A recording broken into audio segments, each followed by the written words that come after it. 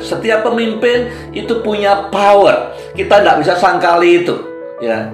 Bukan membuang power yang diharapkan Tuhan, tapi mengelola power itu. Bagaimana power berguna untuk Tuhan dan untuk kebaikan semua orang yang kita pimpin. Samuel semakin besar dan Tuhan menyertai dia.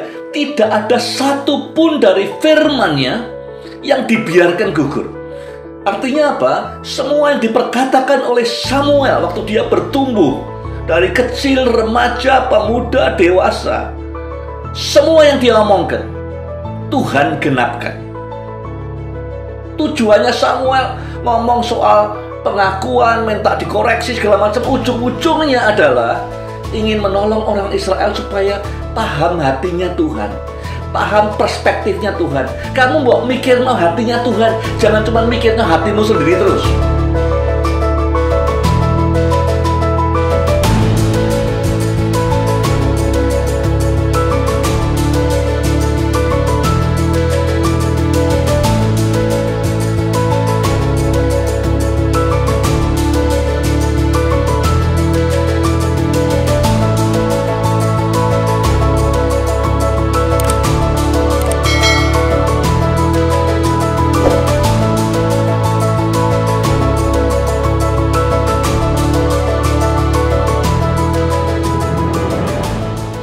Di dalam pasal 12-13 ini saya beri judul Leading with Humility and Meekness.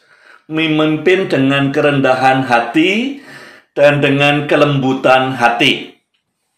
Yang pertama, semua pemimpin itu yang dia terima apa? Yang dia terima adalah power. Ya, pemimpin rumah tangga, saudara terima power untuk ngatur dalam keluarga, ngatur uang, ngatur anak, ngatur rumah dan segala macam. Kepemimpinan itu ada kaitannya dengan power. Saudara mimpin jadi direktur, jadi manajer, ya, jadi apapun juga, ya ketua satpam atau apapun, saudara sebagai pemimpin punya power. Nah, bagus tidaknya kepemimpinan saudara bergantung bagaimana mengelola power itu. Banyak orang Kristen menyangkali, mengatakan, oh saya tidak ada power apa-apa, saya cuma penggembira. That's nonsense. Setiap pemimpin itu punya power. Kita tidak bisa sangkali itu, ya. Bukan membuang power yang diharapkan Tuhan, tapi mengelola power itu. Bagaimana power berguna untuk Tuhan dan untuk kebaikan semua orang yang kita pimpin. Nah, kita belajar dari Samuel lewat 4 pertanyaan yang dia lontarkan kepada orang yang dia pimpin. Nah, sudah bayangkan kapan terakhir kali sudah bertanya ini pada anak-anak saudara, kepada orang yang saudara pimpin, kepada jemaat di gereja saudara, kepada karyawan, kepada tim yang saudara pimpin. Yang pertama pertanyaannya, tidak usah nunggu kalau pensiun, ya, bisa ditanyakan tiap akhir tahun. Apakah aku pernah ngambil milikmu di luar keinginanmu? Ya. Nah, kalau Samuel dia tanya tentang keledai, tentang sapi, tapi kadang-kadang juga pemimpin zaman sekarang bisa aja mengambil milik orang yang dia pimpin, bisa aja waktu, bisa aja hak mereka, ya, bisa aja kredit yang harusnya mereka dapatkan, pujian saudara ambil. Saudara perlu bertanya dalam tahunan performance, ya. Duduk dengan anak-anak istri saudara, ya, atau dengan suami saudara, Natal, tahun baru, akhir tahun, tanyakan, pernah enggak? Atau duduk dengan karyawan saudara, duduk dengan tim saudara, duduk dengan leadership tim saudara. Selama tahun ini, pernah enggak dengan kekuasaan saya sebagai pemimpin, saya melanggar hakmu, mengambil hakmu, baik itu waktu yang harusnya milikmu, pujian yang harusnya milikmu, ya, atau barang atau apapun juga. Pertanyaan nomor 1, apakah saya menyalahgunakan kekuasaan saya untuk mengambil haknya orang yang saya pimpin apa tidak? Jangan nunggu pensiun, tanyakan tiap tahun di akhir tahun. 2, apakah aku pernah berlaku tidak jujur? Ya, mentang-mentang karena aku pemimpin, aku ketua, tidak ada yang berani menanyakan kamu ngebohong apa tidak, ya.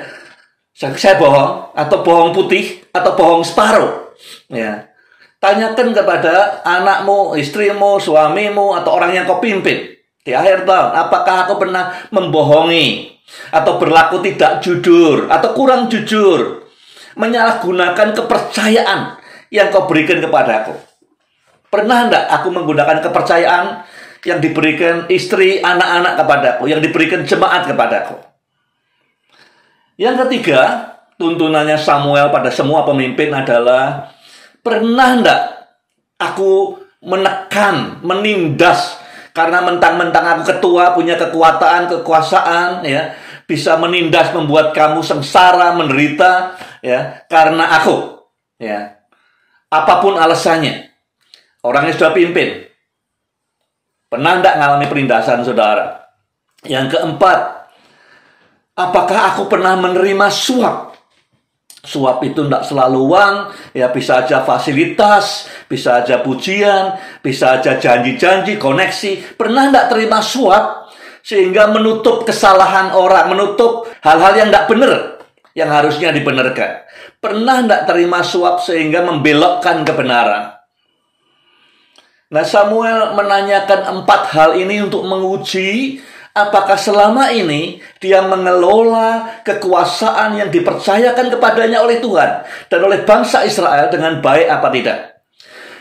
Baik tidaknya kepemimpinan saudara dan saya bergantung dari 4 pertanyaan ini. Bagaimana mengelola kekuasaan yang dipercayakan pada saudara? Abraham Lincoln, presiden terbaik Amerika barangkali, dia berkata, kalau kamu mau tahu karakter orang, beri dia kekuasaan. Pada saat orang menderita, biasanya kelihatannya baik-baik semua, rendah hati, taat, segala macam. Banyak orang ketemu saya pada saat dia menderita, miskin, dan segala macam, rajin ke gereja, macam-macam pelayanan. Begitu diberkati, begitu punya kekuatan, kekuasaan, jabatan, terkenal, ya, jadi lain. Abraham Lincoln dia bilang kalau mau karakter orang, ya, gereja ndak hancur karena penderitaan, aniaya, tidak pernah. Ya, gereja hancur karena tidak mampu mengelola kekuasaan. Sama dengan banyak pemimpin juga. Nah, subtitle yang kedua tentang Saul. Ya, Saul menurut saya disqualify himself, mencoret namanya sendiri sebagai pemimpin bagi Allah karena gagal dalam 5 ujian ini. Saya ingin ditulis ini, saya nguji dirimu di akhir tahun ini, ya. Apakah sudah pernah melewati ujian-ujian yang dihadapi Saul selama tahun 2021? Yang ujian pertama adalah ujian ketaatan. Yang Tuhan minta adalah supaya kita taat firman. Taat itu artinya kita subdue, kita surrender, kita menyerah, kita tahu Tuhan yang benar, kita yang keliru. Ya, jadi kita taat pada Tuhan. Dia cuma salah sedikit aja, beralasan dia ketakutan, dia bakar korban. Kenapa kok terlalu berat hukumannya? Karena Tuhan, dikatakan di pasal 15, lebih menghargai ketaatan daripada korban. Ya, jadi kita lihat di perjanjian lama, di perjanjian baru, semua orang yang disayang Tuhan adalah yang mengikuti Tuhan dengan sepenuh hati. Ya, bukan yang 50%, 70%, 90%, tapi sepenuh hati ikut Tuhan. Taat, itu memang tidak ada persentasenya, taat apa tidak taat. Ya, dan Saul tidak taat pada ujian di mana dia harusnya bisa lihat firman, ya, dan tahu bahwa yang bisa mempersembahkan korban adalah imam, tapi dia ngelangkai, dia anggap enteng firman Tuhan. Jadi problemnya adalah menganggap enteng firman Tuhan. Oke. Orang bertanya, Saul kan dirubah di pasal-pasal sebelumnya, setelah dia meninggalkan Samuel, hatinya dirubah. Tapi kita lihat di pasal-pasal ini dan berikutnya, setelah dirubah hatinya, Saul tidak nurture perubahan itu. Sama dengan orang yang kebaktian hari Minggu atau hari Kamis belajar firman, dirubah hatinya, tapi tidak di-nurture. Akibatnya hilang semua perubahan dari Tuhan. Orang pernah dijamah Tuhan, lahir baru, perubahannya tidak di-nurture. Makanya kita untuk nurture itu apa? Komitmennya apa? Kita tanya lagi, sudah bagikan kepada orang lain apa belum? Cara nurture kebenaran adalah dengan membagikannya kepada orang lain. Jangan sampai stop di saudara. Ya. Satu ujian ketaatan. Kegagalannya Saul meremehkan firman Tuhan. Ujian nomor 2 adalah ujian iman. Kita bilang, tapi kan memang genting. Orang-orang pada berserakan, Paul khawatir dan segala macam. Justru itu. Kalau enggak genting ya enggak ujian namanya.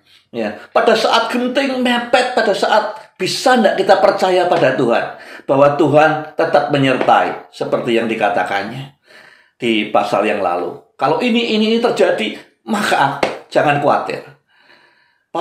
Saul gagal di ujian iman. Dan kita pernah ngalami, saudara ngalami, saya ngalami. Pada saat yang kritis sekali. Seperti di ujung tanduk. Itu ujian iman. Kita tetap percaya Tuhan atau kita give up. Semua kita pernah ngalami dan akan ngalami. Yang ketiga, tes ketulusan. Relationship. Nah, Saul ini tidak pernah kenal Tuhan dengan dekat. Dia tidak nurture hubungannya dengan Tuhan. Semalam-malaman diskusi dengan Samuel, tapi setelah itu dia tidak prioritaskan lagi. Interaksinya dengan Tuhan, bisa bernubuat dengan nabi-nabi, tidak di follow up lagi. Jadi dia tidak kenal Tuhan itu siapa. Dia pikir asal Tuhan dikasih korban bakaran, semua beres. Kerinduannya apa? Nangkep hatinya Tuhan. Nurture hubungannya. Bukan cuma tiap akhir tahun, tiap hari. Ya, di nurture. Pengen tahu hatinya Tuhan di mana. Tuhan sedang senang apa sedang sedih. Tuhan kira-kira arahnya gimana, suasananya gimana. Ya. Saul gagal, dia gagal mempercayai Tuhan dan gagal mengenal Tuhan itu siapa. Yang keempat, tes keberanian. Ya, di saat-saat genting seperti ini, Saul ketakutan, dia takut kehilangan pengikut. Ya, karena pengikut itu power buat dia.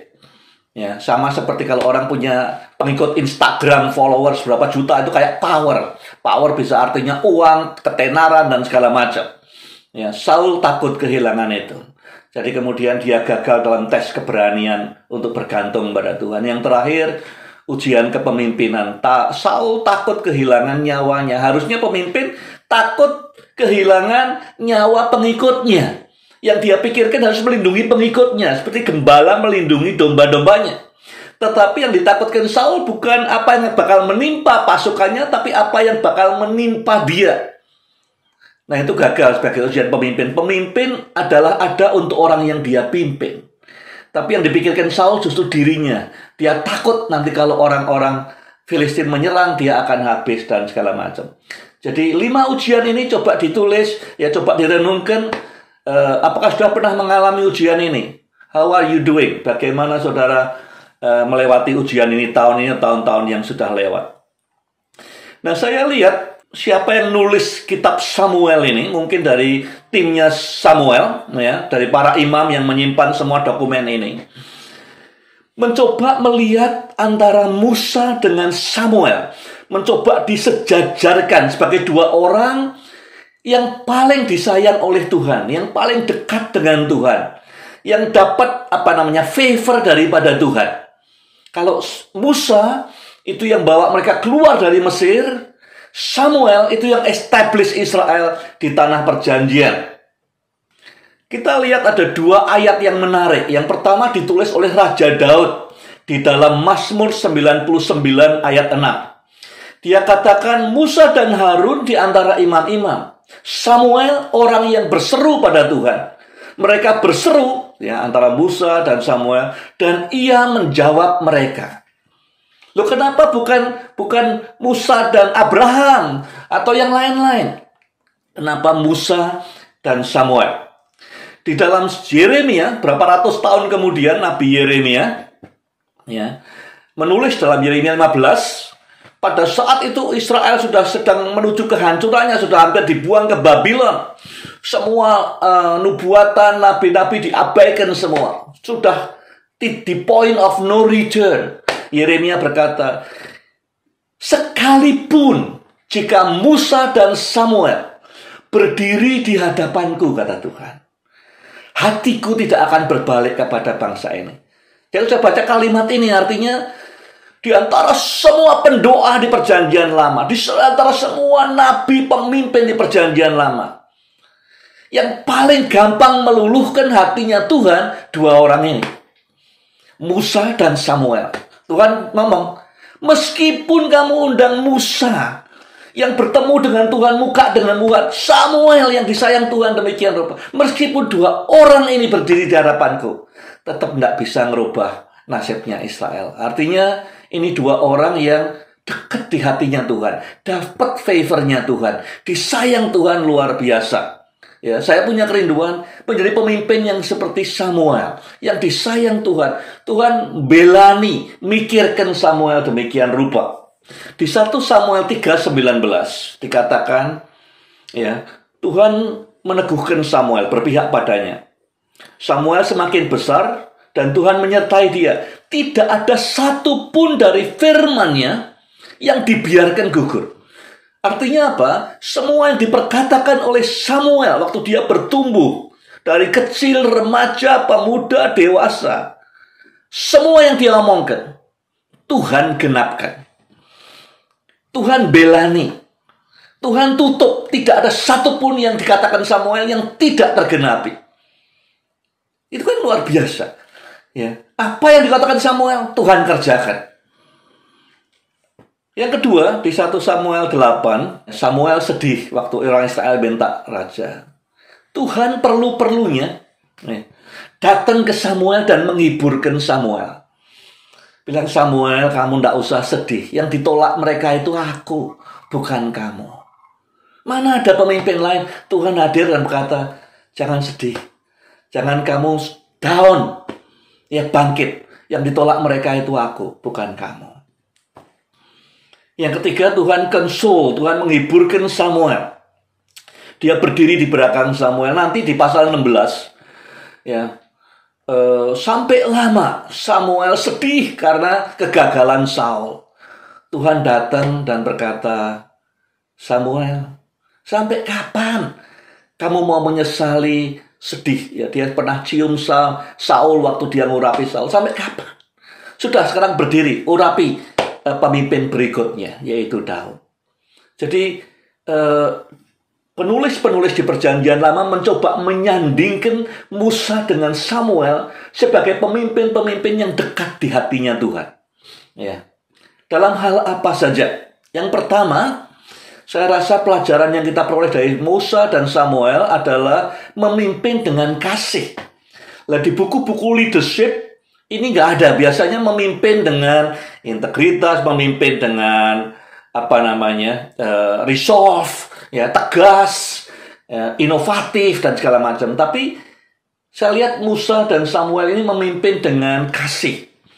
Baik Musa, baik Samuel, baik Yesus, di ujung daripada kepemimpinannya mengekspresikan keinginannya untuk orang yang dipimpinnya itu di dalam khotbah terakhirnya. Ya, atau farewell speech, khotbah pidato perpisahannya. Yang pertama kita lihat, saya beri contoh yang Samuel saja, walaupun ada di Musa juga. Ya, Samuel ingin orang yang dia pimpin ini finish well. Ya, maka kemudian dia berdoa. Orang Israel bilang, tolong doakan kami supaya kami bisa melewati semua ini, supaya tidak dihukum Tuhan. Maka Samuel bersyafaat, dia bilang, celakalah aku kalau aku tidak berdoa buat kamu. Berdoa supaya apa? Supaya orang Israel bisa reach their destiny, mencapai rencananya Tuhan. Jadi goalnya para pemimpin yang memimpin dengan kasih ingin supaya orang yang dia pimpin ini mencapai garis akhir dan menang. Dia doakan, Samuel doakan, Musa doakan. Walaupun Musa sendiri tidak bisa masuk tanah perjanjian, tapi dia mendoakan, dia menasehati supaya mereka bisa masuk tanah perjanjian. Yang kedua, strateginya apa? Musa di dalam Ulangan 27-28, ya, juga Samuel dalam pasal 12 ini, di ujung daripada kepemimpinannya dia bilang, hidup di depannya ada dua pilihan, berkat dan kutuk. Aku mohon kepadamu, aku ngemis kepadamu, pilih berkat. Pilih yang benar. Ya. Kalau kamu tetap ngurusi ilah-ilah yang sia-sia, binasa semuanya.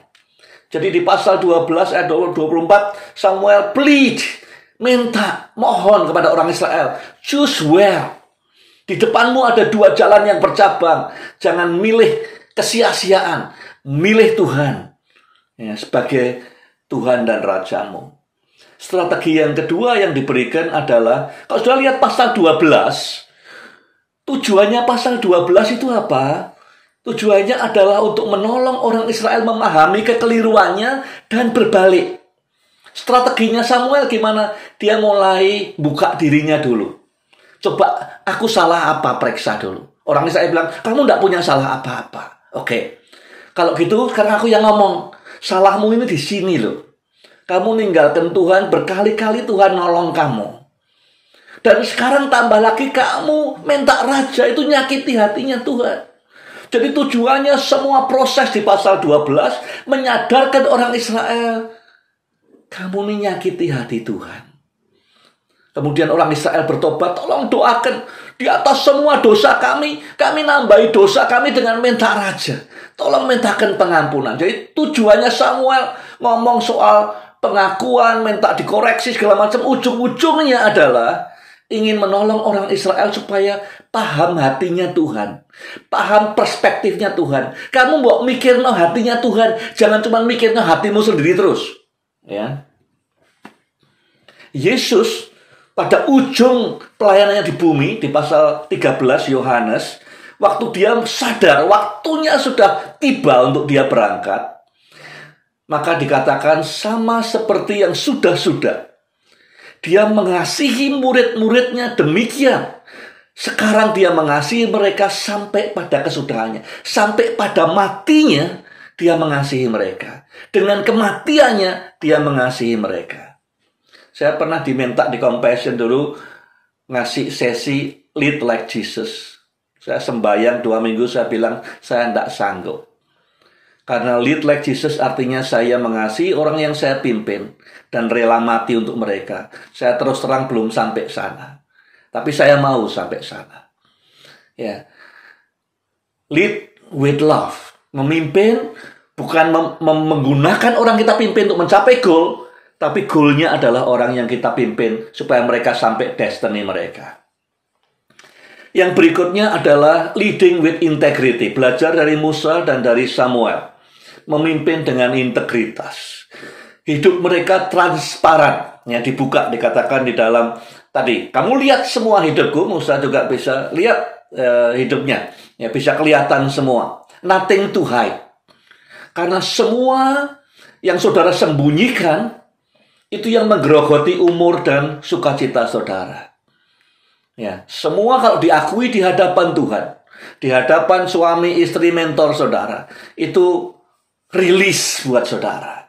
Nothing to hide. Memimpin dengan transparan. Ya.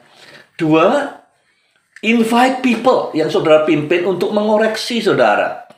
Examine your life. Ya.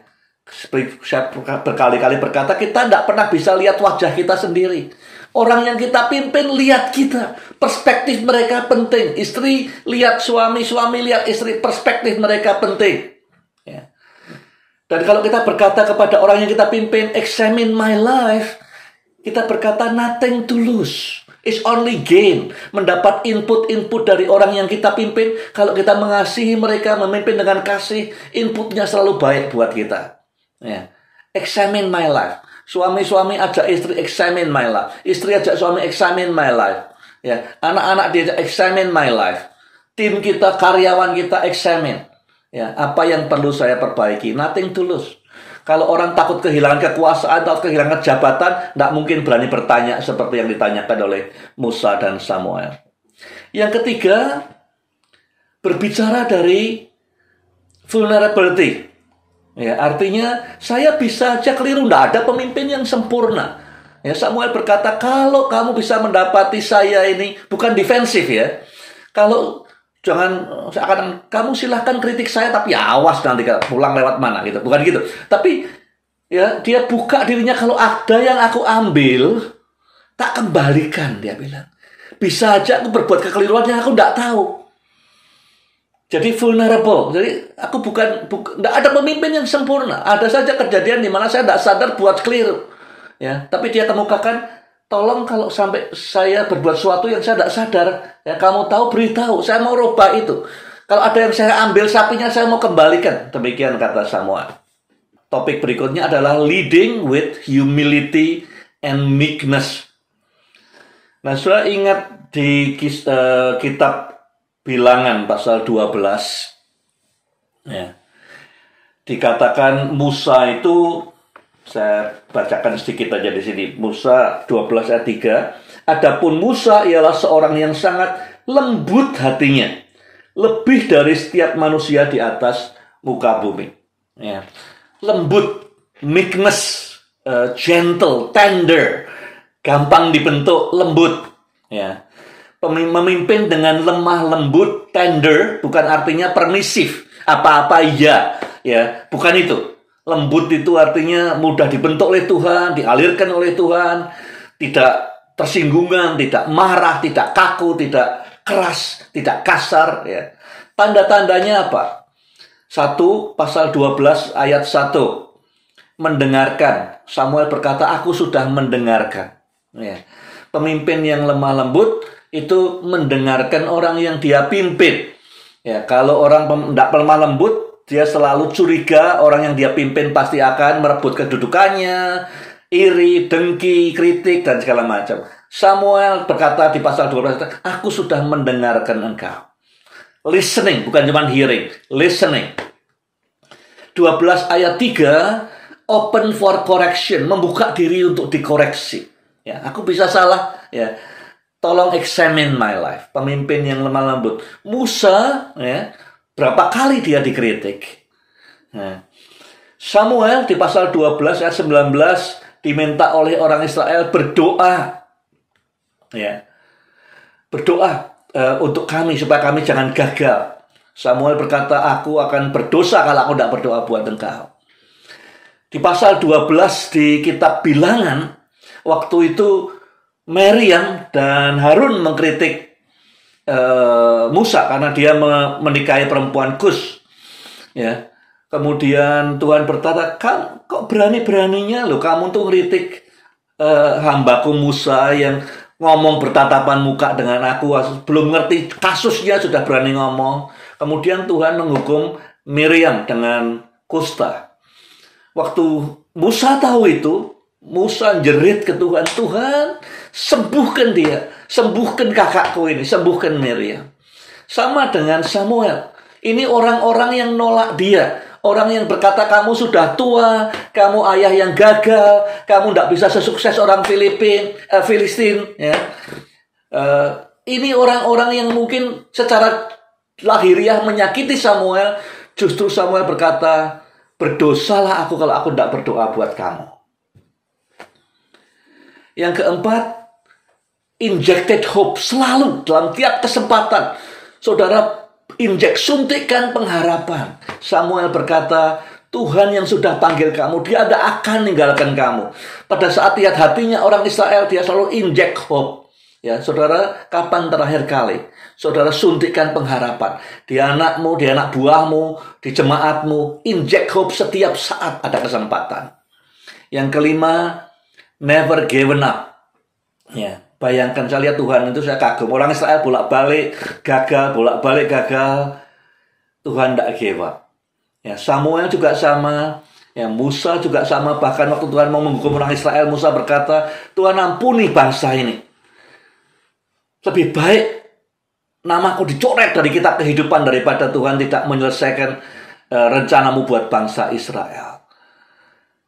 Tuhan itu luar biasa, never give up on you, on me, pada saudara dan pada saya. Samuel sama, Musa sama, tidak pernah.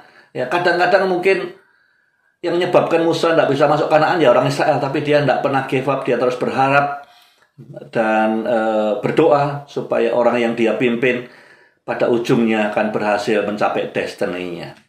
Pernah enggak di dalam hidup kepemimpinan saudara di mana saudara mengalami situasi saudara menyerah terhadap salah satu orang yang saudara pimpin, entah itu di gereja, di perusahaan, di kantor, di tim, di keluarga, bahkan anak, ya, atau siapapun.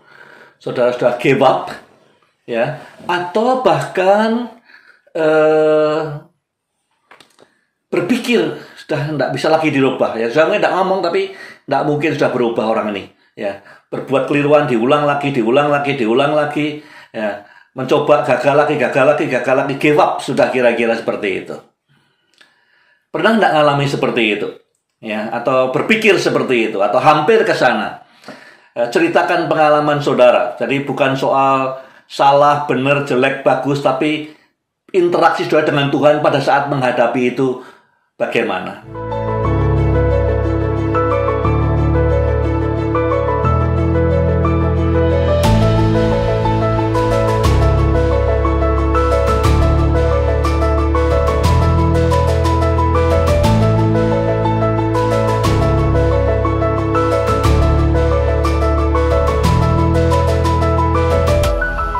Ini ayat yang paling terkenal di dua pasal ini adalah waktu Saul gagal atau disqualify himself, ya.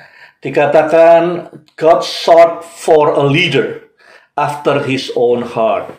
Diulang lagi di kisah para rasul.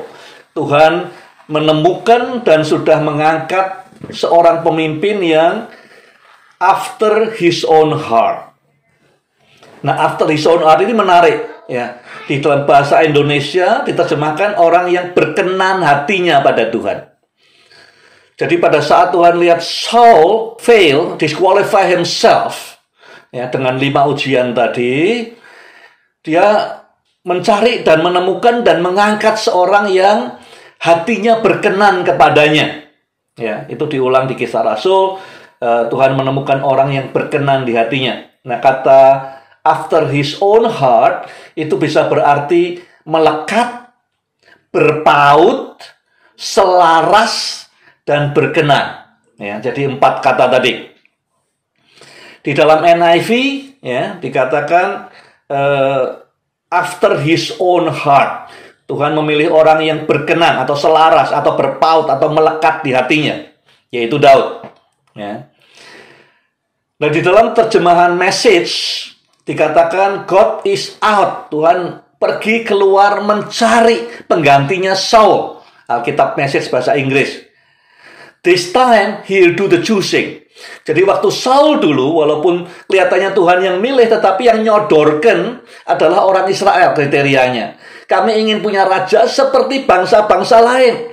Rajanya gede, gagah, di depan pasukannya dan segala macam. Jadi Tuhan nunjukkan kepada Samuel, ini loh orangnya, Saul. Waktu dipilih dia sepahu ke atas lebih tinggi dari semua orang Israel.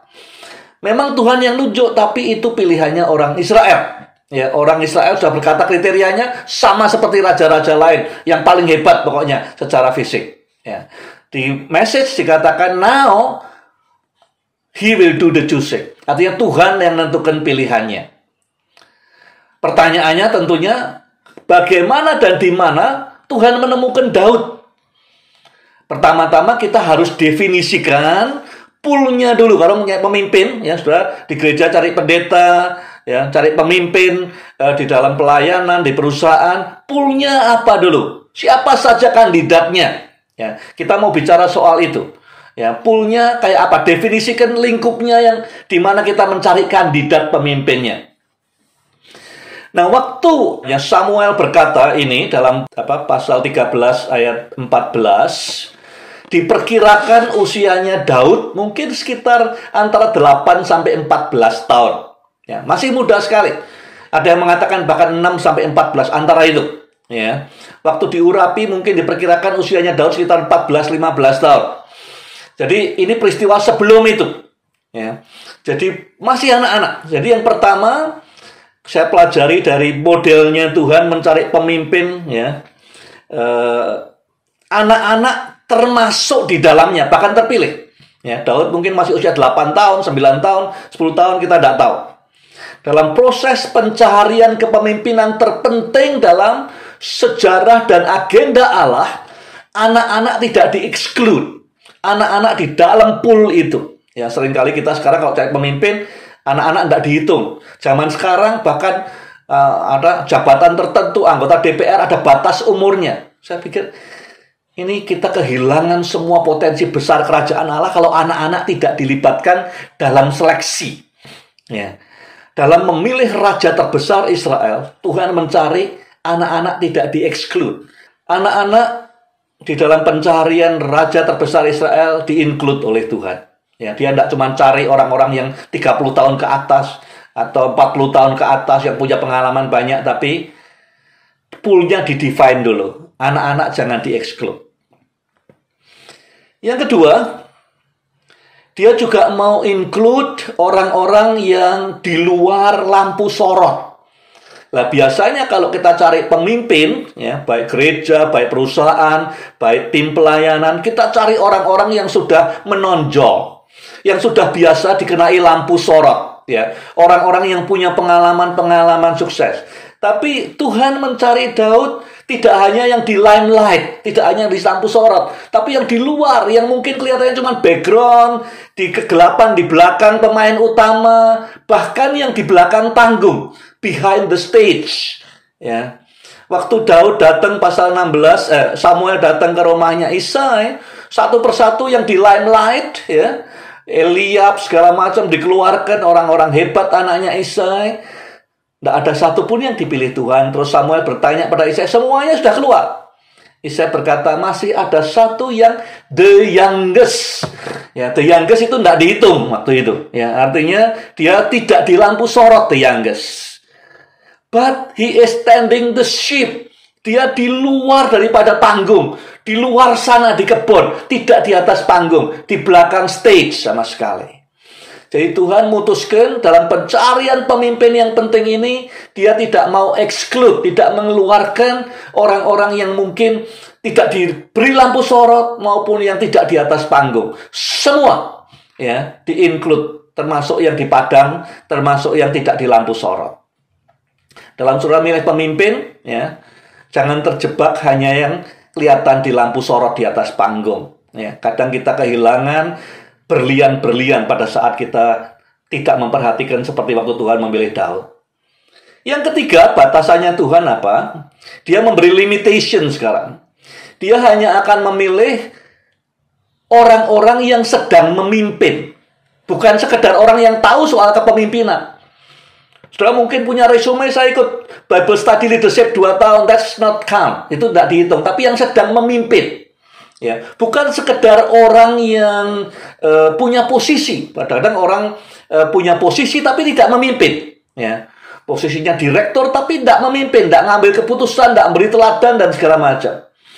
Yang boleh di dalam lingkupnya Tuhan, poolnya Tuhan, kandidatnya Tuhan untuk cari pemimpin buat bangsa Israel, orang yang sedang memimpin, who is leading every day.